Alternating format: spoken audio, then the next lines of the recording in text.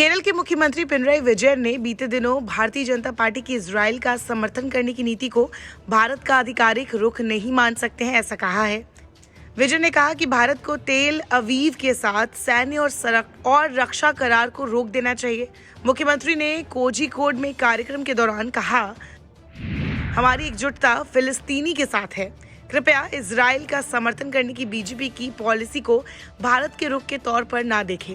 भारत को इजराइल के साथ सैन्य और रक्षा करार बंद करने की जरूरत है। इजराइल की ओर से भारत को फिलिस्तीन के खिलाफ हथियार के रूप में इस्तेमाल किया जा रहा है। कुछ दिनों पहले ही सीएम पिनराई विजयन ने फिलिस्तीन के लोगों के प्रति एकजुटता जाहिर की थी। उन्होंने कहा कि जब लोगों का एक वर्ग नरसंहार जैसे आक्रामकता का सामना कर रहा हो तो कोई तटस्थ नहीं रह सकता। उन्होंने ये भी आरोप लगाया था कि इजराइल अमेरिका के समर्थन से फिलिस्तीन को निशाना बना रहा है। विजयन ने कहा कि हमारे फिलिस्तीनी भाई पीड़ित है। हम सभी जानते हैं कि अमेरिका के समर्थन से इजराइल फिलिस्तीन को निशाना बना रहा है और वहां के लोगों को नरसंहार जैसी आक्रामकता का सामना करना पड़ रहा है। हम तटस्थ रुख नहीं अपना सकते। हमें फिलिस्तीन के लोगों के साथ अपनी एकजुटता व्यक्त करने की जरूरत है। बता दें, 7 अक्टूबर को इजराइल पर हमास के घातक हमले में 1200 लोग मारे गए थे। इस हमले के बाद इजराइल के सहयोगियों ने देश की सुरक्षा के अधिकार का बचाव किया।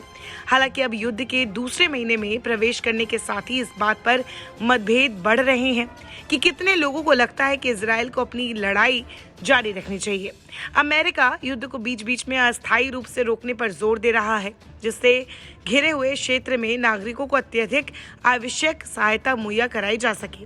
हालांकि इजराइल का अभी तक एक ही रुख है, जिसमें वो कहता है कि नागरिक उत्तरी गाजा में जमीनी युद्ध क्षेत्र से निकलकर पैदल ही दक्षिण की ओर जा सकते हैं। शिफा में अभी भी 1500 मरीजों के साथ ही 1500 चिकित्सा कर्मी हैं और 15,000 से 20,000 लोगों ने आश्रय लिया हुआ है। तो साफ है कि जब से ये युद्ध शुरू हुआ है, इजराइल का रुख साफ है कि वो इस युद्ध में नहीं रुकने वाला है। वो युद्ध विराम के लिए राजी नहीं है। लेकिन अमेरिका के दबाव और बाकी पूरी दुनिया के दबाव से अब मामला थोड़ा संजीदा हो रहा है। अब केरल के मुख्यमंत्री विजयन ने भी सवाल उठाए हैं। अब देखना होगा इस पर आगे कौन सी प्रतिक्रिया सामने आती है।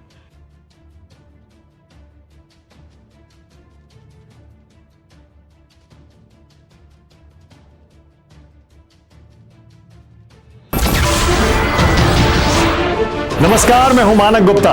अगर आपको हमारा ये वीडियो पसंद आया हो तो इसे लाइक और शेयर जरूर करें और हाँ, हमें सब्सक्राइब और फॉलो करना ना भूलें ताकि आप देश और दुनिया की कोई खबर मिस ना करें। तो जुड़े रहिए हमारे साथ और देखते रहिए न्यूज़ 24।